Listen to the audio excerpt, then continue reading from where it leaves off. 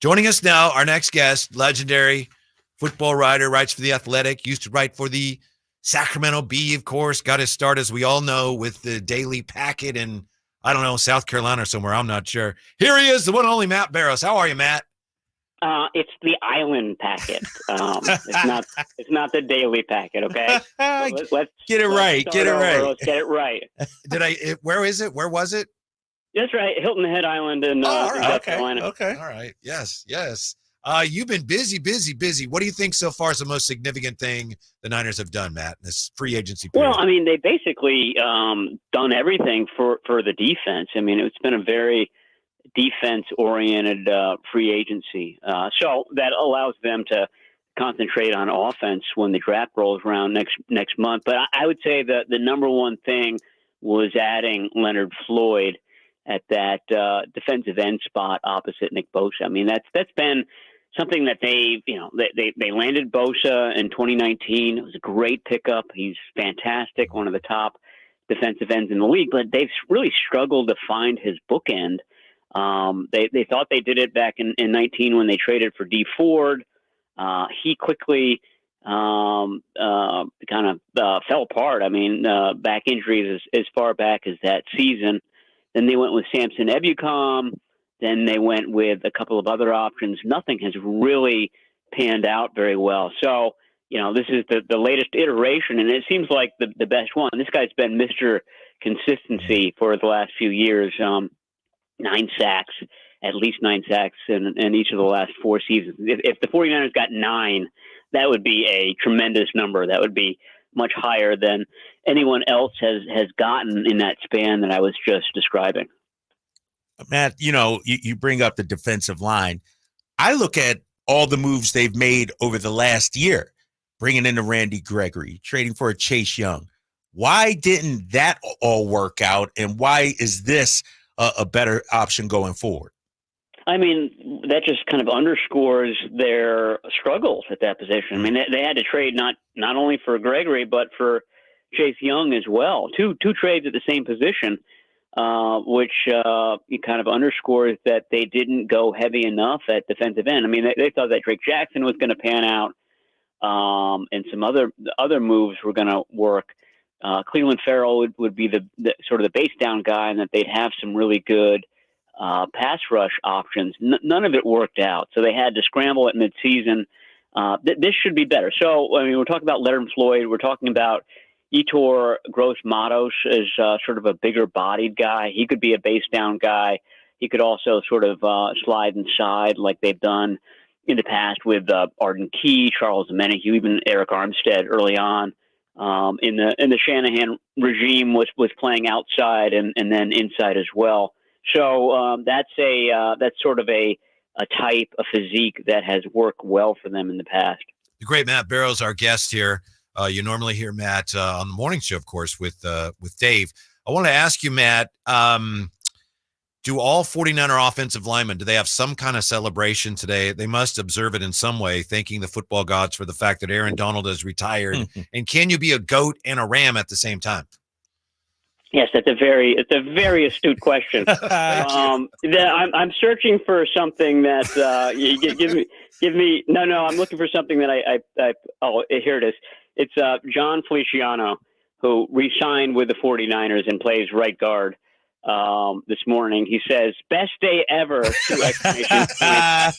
Staying in SF and AD retiring with a bunch of smiley face emojis after it. So you're absolutely right. That was sort of the league-wide celebration among guards and centers today, especially in the NFC West, where they used to have to face Aaron Donald twice a year. And really, I mean, starting on Wednesday when these teams would start game planning for the Rams, it was all about Donald. Yeah. Donald, getting 3 hands on him at all times. And the 49ers actually have done pretty well against him over the years, but everything has been geared to stopping him. It's what they think about 24/7 from Wednesday through Sunday. Matt, look at some of the other moves that the Niners were making. DeAndre Campbell, getting him from Green Bay. What do you make of him? He's been banged up the last few years. What do you think about him and his impact he could have? Yeah, I mean, I think the 49ers figure De'Vondre Campbell is going to be a full-time starter probably the first month of the season. I mean, I think that's what they're thinking with Dre Greenlaw and his comeback from Achilles surgery. I mean, we're still early in the process, but and it's possible that Dre Greenlaw is back and playing in week one. I mean, we've seen that in the past with Michael Crabtree had a torn Achilles in, I think it was May of 2013, and he was playing by November of the same year. So it's possible to come back in 6-7 months. I don't think the 49ers are going to rush Greenlaw back. Sort of maybe an October 1 return would give him that 6 months to kind of heal the tendon, and then another real nice multiple week ramp up to get back into football shape. So my point is that Campbell might be a starter for the first 3 or 4 games, but then he's going to slide into that strong side linebacker role, which is very much a part-time role. Sometimes they only play, 5-10 snaps a game if you're playing a team that uses a lot of 3-4 wide receivers. So I think that's the idea. He's a veteran. He can fill in for Greenlaw. He could possibly fill in if Warner has to come out and somebody has to wear the green dot and call the plays and do all the things that a middle linebacker does. So it's a good pick. I mean, I think it's probably maybe a half step down from Eric Kendricks, the guy that they thought they had on the line, but who decided to go to the Dallas Cowboys instead. But I mean, it's the same idea, the same concept. Matt, I know last year in camp, the 49ers were barraged with questions early on about the window, and we all talk about the window closing and all of that. Is it maybe overly dramatic to think that with Purdy's new deal coming due, the window may, if not closing, at least be starting to shut a little bit on the Niners next year? Is that how they look at it?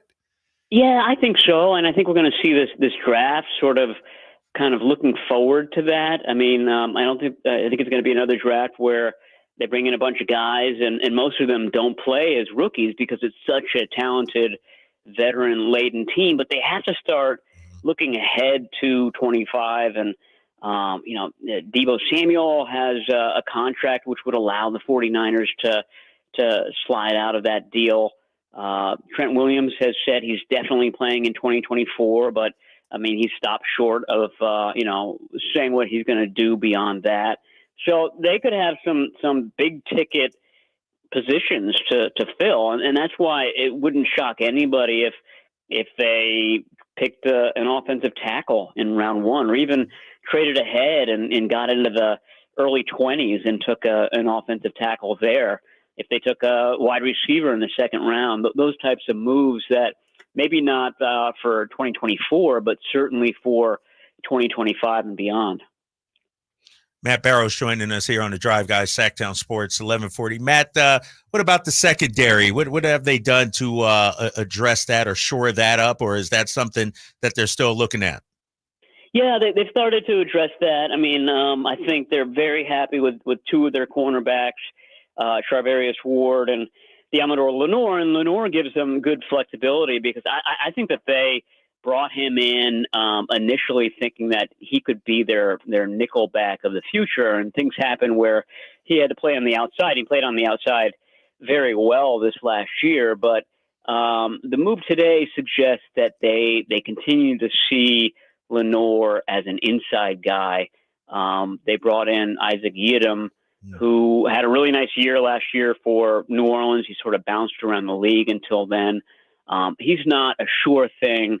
But I think he'll probably compete with Darrell Luter, a draft pick from last season, who started to get a little bit of action towards the end of the year, compete with Ambry Thomas, and that the hope is that one of those guys emerges on the outside, which would allow Diamador Lenore to sort of be the full-time nickelback and sort of concentrate on that position. So I think that they could still do some more work there. It's a good draft for nickel cornerbacks, for example. They could bring in somebody in the second or the third round who's their future nickel.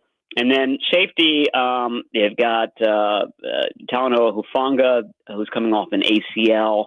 They've got Jair Brown, who I think started 5 games and was mostly up, but had the typical kind of rookie stumbles as well. So I think they'd like to hedge against those two guys with a veteran, which is what they've done in recent years. Very sort of affordable veterans.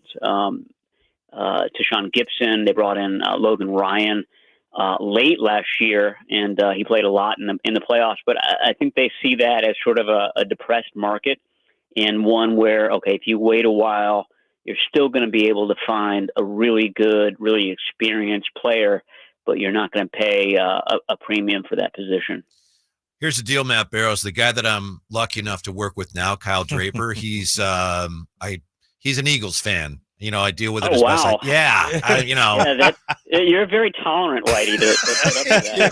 Thank you. One of the things he keeps trying to tell me and Jay over there is, Ayuk, I hear, Jacksonville, watch out. Ayuk might be leaving. Yeah. Someone's going to offer him a lot of money, which doesn't surprise me. But to me, this seems like it's pretty much in keeping with the way the Niners typically do business with a guy of this caliber, Debo, Bosa.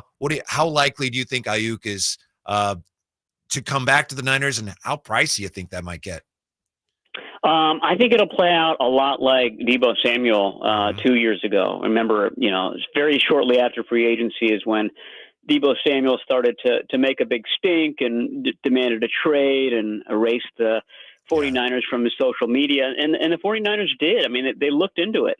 I remember on draft day, that was sort of a question mark. Would another team offer up a first-round pick for Deebo Samuel? And if they did, would the 49ers take it and then use that pick to draft the receiver in that draft?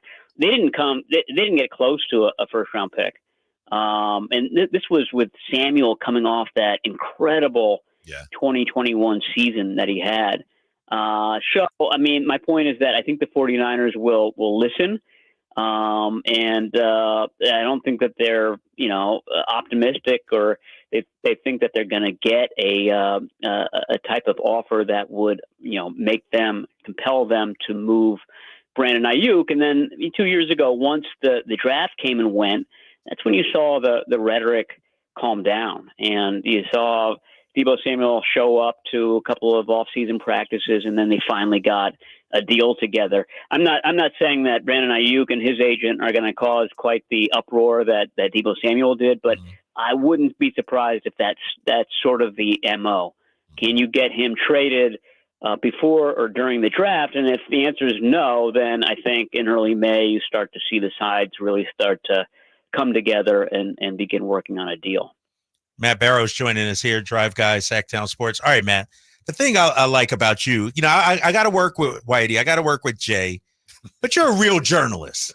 You're not biased. You call it like you see it. You're objective. You're not waving around your Niners and singing "Bang Bang Niner Gang" like these guys are. I look at the Saquon Barkley signing for my Eagles as reminiscent of CMC coming to San Francisco. Am I overplaying that? How do you view that move for the Eagles? And are they now right up there in the upper echelon of the NFC?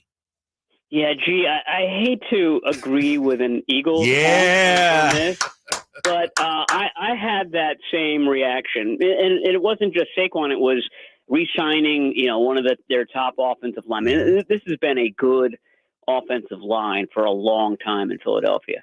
And they've got a quarterback who runs the ball, and you add a really top tier running back like Saquon Barkley to that mix.